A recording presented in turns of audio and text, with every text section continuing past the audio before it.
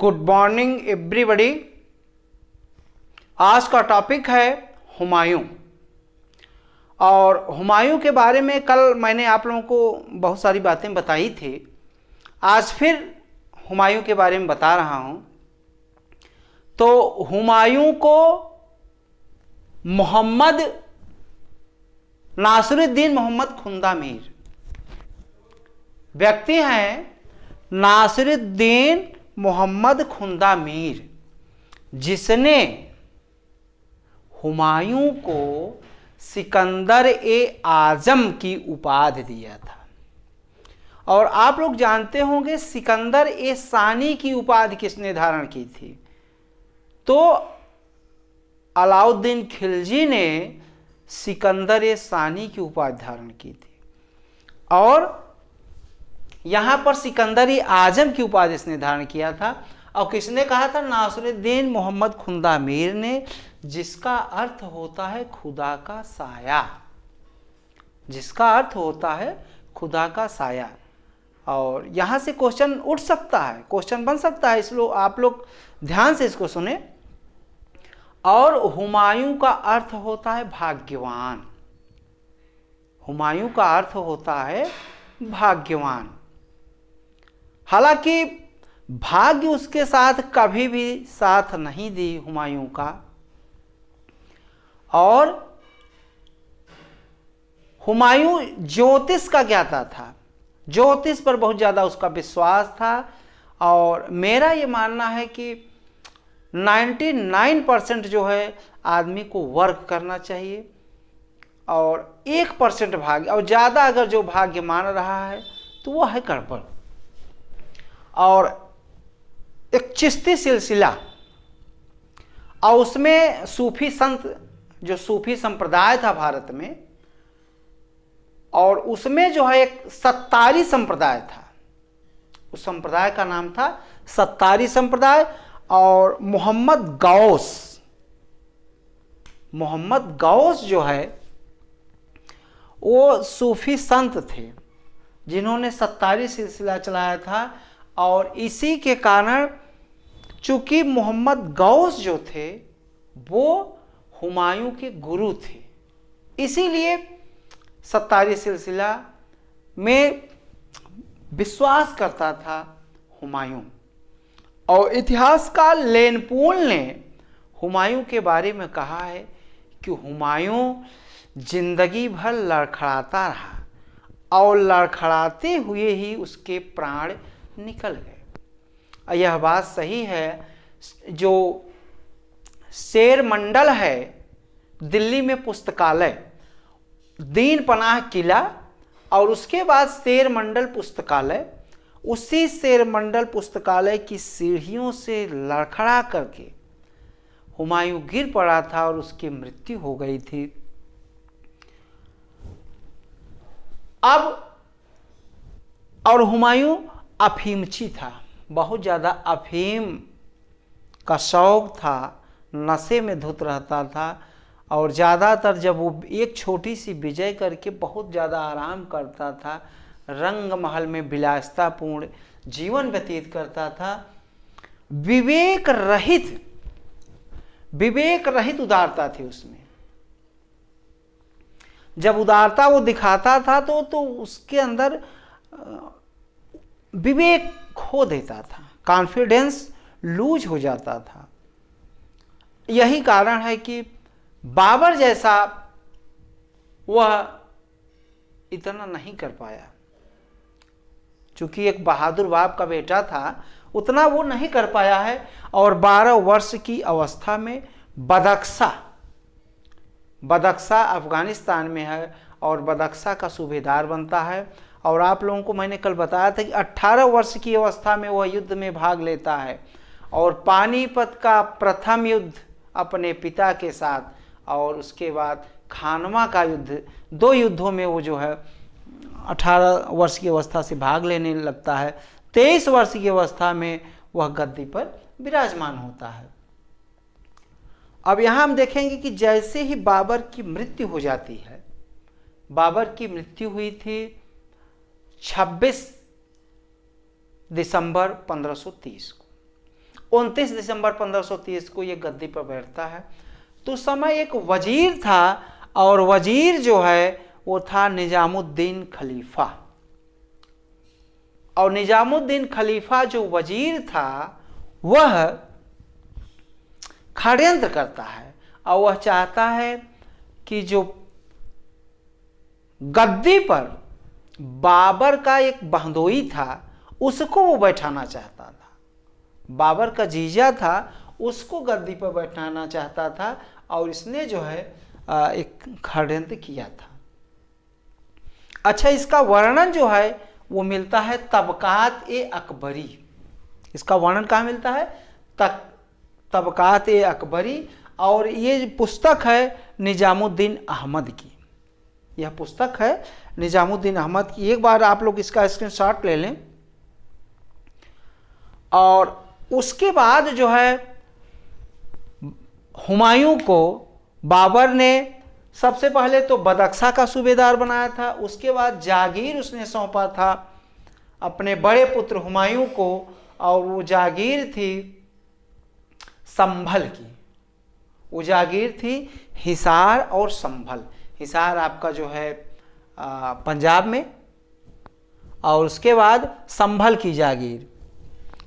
और जब बाबर की मृत्यु होती है तो राज्य का बंटवारा उसने अपने चारों पुत्रों में कर दिया था, और जो भाग था राज्य का वो 6:5 का 6 भाग जो है ये मिला था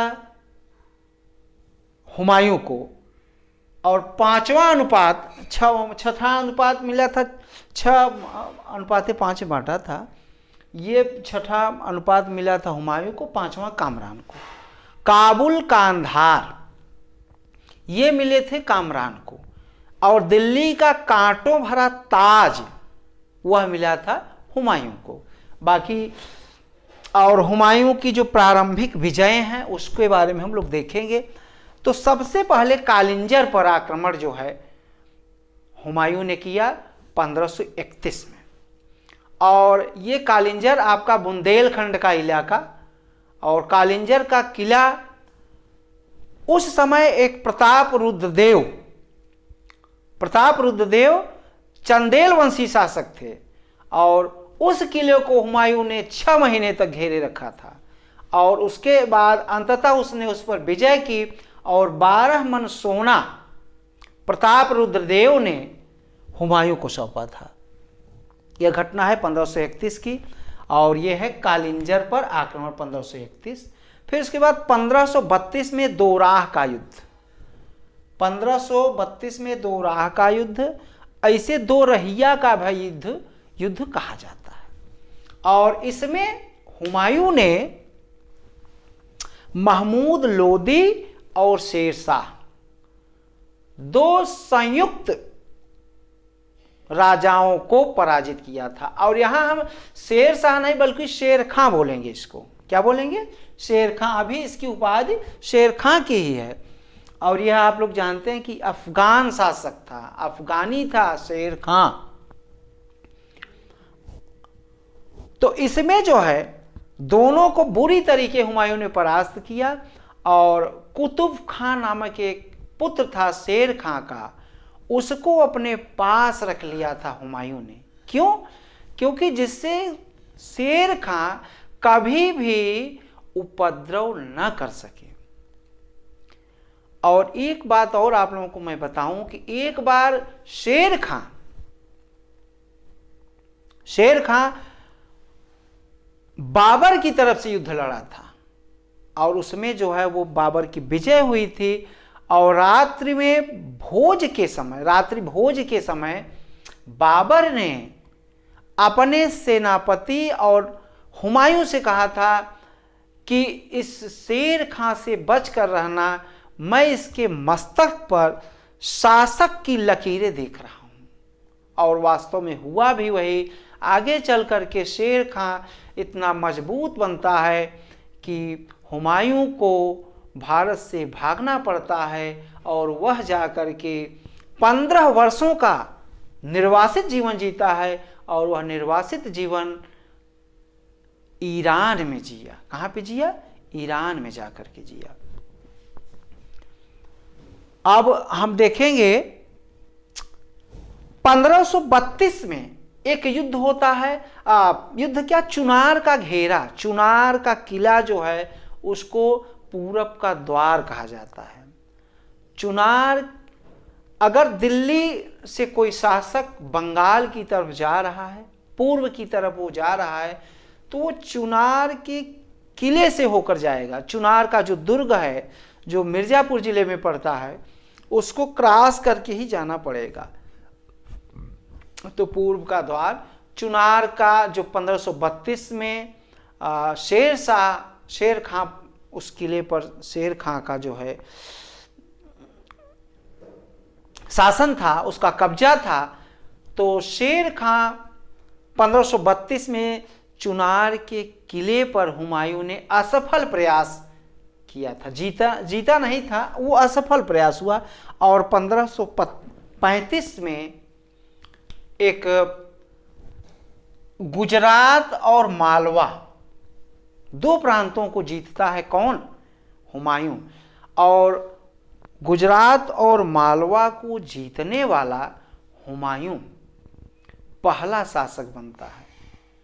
अभी तक जितने भी विदेशी, चाहे वो दिल्ली सल्तनत के शासक रहे हों या चाहे और रहे हों, गुजरात और मालवा को नहीं जीत पाए थे। और ये दोनों राज्य जो है बहुत ही सामरिक दृष्टि से, आर्थिक दृष्टि से, भौतिक दृष्टि से बहुत ही मजबूत थे। उसको, इन दोनों राज्यों को जो जीत ले तो ये माना जाएगा कि वह जो है भारत की बहुत सारी चीज़ों को जीत लिया। क्योंकि मालवा अगर जीतते हैं तो मालवा महाराष्ट्र से सटा हुआ, मालवा महाराष्ट्र से सटा हुआ एक स्थान था और बहुत ही समृद्धशाली स्थान था। और गुजरात अंतरराष्ट्रीय दृष्टिकोण से बड़ा महत्वपूर्ण था, क्योंकि गुजरात से ही विदेशी व्यापार होते थे। तो ये दोनों जो स्टेट हैं जिसके हाथ में आएंगे तो वह जो है शक्तिशाली माना जाएगा। इसीलिए राजा जय सिंह और जसवंत सिंह दोनों जो है, इन दोनों के बीच मालवा और गुजरात को लेकर बहुत ज़्यादा संघर्ष हुआ है। और यही हम देखेंगे कि एक चंपानेर का किला है, ये कहाँ है? गुजरात में। और गुजरात पर शासन किसका था? बहादुर शाह का था। दो दुश्मन हुमायूं के हुए हैं, एक बहादुर शाह, एक शेर खां। तो गुजरात पर शासन किसका था?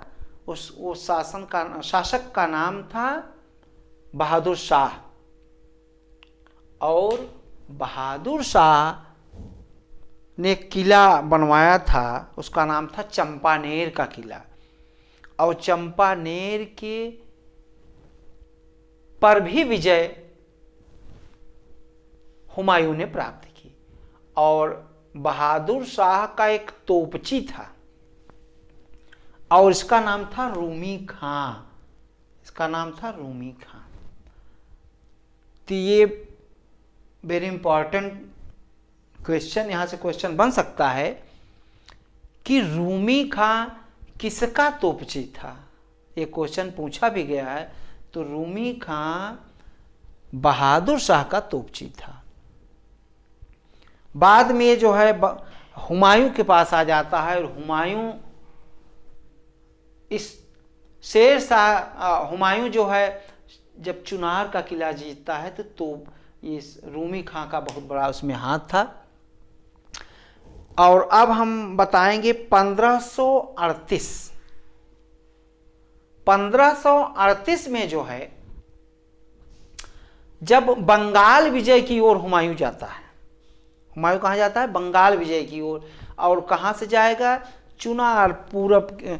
चुनार जो है वो है पूरब का द्वार। और उस चुनार के किले को जीतता हुआ वो बंगाल जाता है।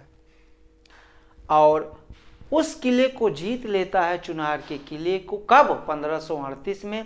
फिर बंगाल जाता है और बंगाल को भी वो जीतता है, और बंगाल की राजधानी थी गौड़, और उसको भी 1538 में ही जीतता है। लेकिन वो टाइम आते आते, दिसंबर 1538 था, वो हो जाता है 1539। और 1538 पर कहाँ कब्जा किया? एक तो चुनार के किले पर कब्जा किया, उसके बाद फिर उसने कब्जा कर लिया गौड़। गौड़ राजधानी किसकी है? वो है राजधानी बंगाल की, और उसका नाम उसने जन्नताबाद रखा। क्या नाम रखा? जन्नताबाद। और 1539 में वो फिर वापस होता। वापस क्यों होता है? क्योंकि उसका जो छोटा भाई था हुमायूं का, उसका नाम था हिंदाल, और हिंदाल जो है आगरे पर कब्जा कर लेता है। और आगरे पर जो शासन था वो हुमायूं का एक घनिष्ठ था, उसका नाम था शेख बहलोल। शेख बहलोल पर का शासन था, और हिंदाल ने उसको मार करके बादशाह की उपाधि धारण कर ली, और यही जो है इसीलिए उसको आना पड़ता। और जब वो आता है, हुमायूं वापस आता है, तब शेर खां जो है फिर चुनार के किले पर कब्जा कर लेता है, और फिर जो है दोनों में युद्ध होता है, और इस युद्ध का नाम है चौसा का युद्ध। और ध्यान रखें, चूंकि शेर खां बहुत ही चालाक किस्म का आदमी था, उसने जो खजाना था किले में, उस खजाने को हटवा करके रोहतासगढ़ के किले में रखवा दिया था। कहाँ रखवा दिया था? रोहतासगढ़ के किले में। फिर उसके बाद युद्ध होता है, और युद्ध कहाँ होता है? चौसा। चौसा बिहार में पड़ता है, और ये टाइम है 1539 का। टाइम है 1539, और गंगा और कर्मनाशा नदी, गंगा और कर्मनाशा नदी उसी के किनारे जो है युद्ध होता है, इन दोनों नदियों के किनारे। और यह युद्ध जब होता है तो इस युद्ध में हुमायूं बुरी तरीके पराजित होता है, और हुमायूं का जो घोड़ा था वो गंगा नदी में चला जाता है, और वहीं हुमायूं एक तरीके से जान बचाने के लिए गंगा में कूद पड़ा था। और जब कूद पड़ा तो वहाँ एक भिस्ती था, उसका नाम था निजाम शाह, और निजाम शाह ने हुमायूं को बचाया था। और उसके बाद फरिश्ता कहता है कि 2 घंटे के लिए हुमायूं ने निजाम शाह भिस्ती को राजा बनाया, जबकि गुलबदन बेगम, जिसने वो हुमायूं की बहन थी गुलबदन बेगम, और उसने हुमायूं नामा लिखा है, उसमें उसने बताया है कि 2 दिन के लिए हुमायूं ने आगरे की गद्दी पर निजाम शाह भिस्ती को बैठा दिया था, और निजाम शाह भिस्ती ने चमड़े का सिक्का चला दिया था, अपनी पहचान के लिए चमड़े का सिक्का चला दिया था। और उसके बाद महत्वपूर्ण युद्ध है चौसा का युद्ध। फिर उसके बाद कन्नौज का युद्ध, और कन्नौज का युद्ध 1540 में होता है। और यह जो युद्ध होता है वो गंगा नदी के किनारे, कन्नौज आप लोग जान ही रहे हैं, और इस युद्ध को बिलग्राम का युद्ध भी कहा जाता है। कन्नौज के युद्ध को बिलग्राम का युद्ध भी कहा जाता है। और 1540 में, और वहाँ पर भी जो है हुमायूं युद्ध हार जाता है, और फिर जो है उसको मारवाड़ के शासक ने अपने यहाँ आमंत्रित किया कि आप मेरे यहाँ शरण लो। लेकिन हुमायूं का जो मंत्री था बैरम खां, उसने बताया कि वहाँ पर ठीक नहीं है, क्योंकि वह जो है वो शेर खां का मित्र है, कहीं कुछ धोखा न हो जाए। इसलिए हुमायूं जो है वह कन्नौज से आगरा, आगरा से दिल्ली, और दिल्ली से कांधार, और कांधार से फिर जो है वह चला जाता है ईरान। और ईरान का शासक था शाह। वो ईरान का शासक जो था उसका नाम था शाह तहमास्प। शाह तहमास्प। और शाह तहमास्प के यहाँ शरण लेता है। उस समय कुल 15 वर्ष जो है हुमायूं ईरान में समय काटता है और वहाँ पर शिया धर्म अपना लेता है, और 27 वर्ष उसकी अवस्था थी। और फिर जो है दोनों में समझौता क्या हुआ था? समझौता हुआ था कंधार को लेकर के, कंधार काबुल के लेकर कि काबुल जीत करके हमको दे दोगे। लेकिन हुमायूं कुछ चालाक निकला और उसने उस काबुल को जीतकर अपने पास रख लिया। और आज इतना ही, इसका आप लोग स्क्रीनशॉट ले लें। बहुत बहुत धन्यवाद आप लोगों का। वीडियो को लाइक, सब्सक्राइब एवं शेयर अवश्य करें।